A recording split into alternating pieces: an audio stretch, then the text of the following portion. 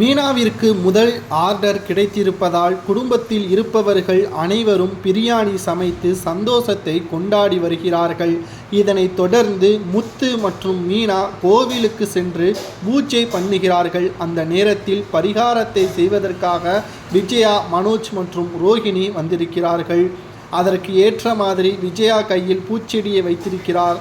அதே மாதிரி மனோஜும் வேப்பிலை கட்டிக்கொண்டு கையில் பூச்செட்டி கொண்டு பிரகாரத்தை சுத்த ஆரம்பித்து விட்டார்கள். முத்து இவர்களை பார்த்த நிலையில் அதை வீடியோ எடுத்து வீட்டிற்கு கொண்டு வந்து எல்லோர்கிட்டையும் காமிச்சு இவங்களை பற்றியான தகவலை தெரிவிக்கிறார். மீனா அதெல்லாம் ஒன்றும் வேண்டாம், தேவையில்லாத பிரச்சனை பண்ண வேண்டாம் என்று சொல்கிறாள் மீனா.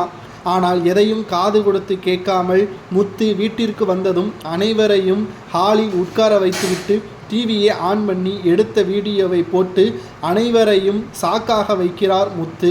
அனைத்து விஷயங்களையும் பார்த்து ஓட்டு மொத்த குடும்பமும் சிரித்து கொண்டு நக்கலும் அடிக்கிறார்கள்.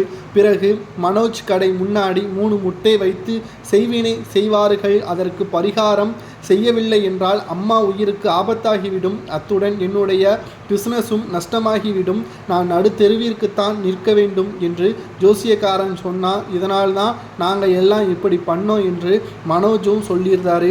இந்த பரிகாரத்தை செய்தோம் என மனோஜ் அழுத மாதிரி சொல்கிறாரு.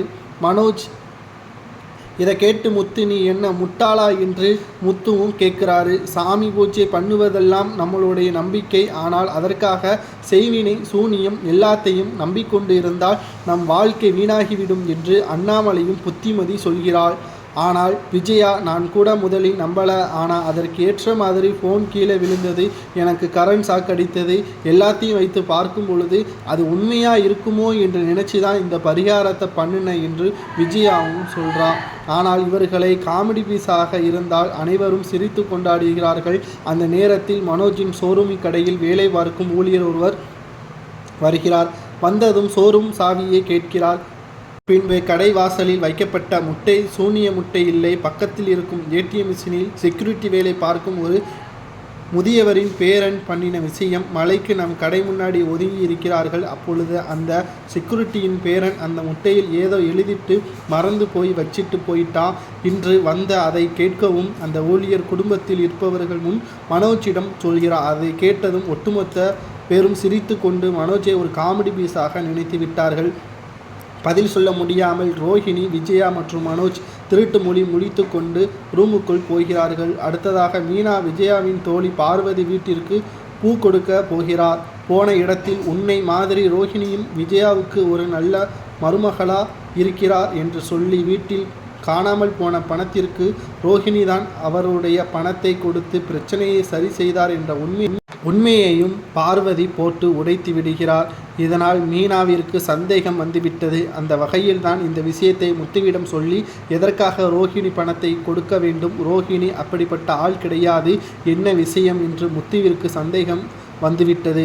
திருட்டு போன பணத்தை உண்மையில் யார் எடுத்தார் என்ற விஷயத்தை கண்டுபிடிக்க முயற்சி எடுக்கப் போவதாக நிச்சயம். இந்த விஷயத்தில் ரோஹிணி கையும் களுவுமாக மாட்டப் போகிறார் முத்து.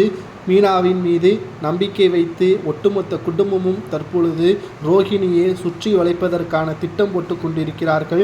மீனா புது பிஸ்னஸ் ஸ்டார்ட் பண்ணவுடன் கோலாகலமாக கொண்டாடி வரக்கூடிய நிலையில் முத்து ரகசியமாக இந்த பிரச்சனையை முடிப்பதற்கான ஏற்பாடுகளையும் செய்து வருகிறார்.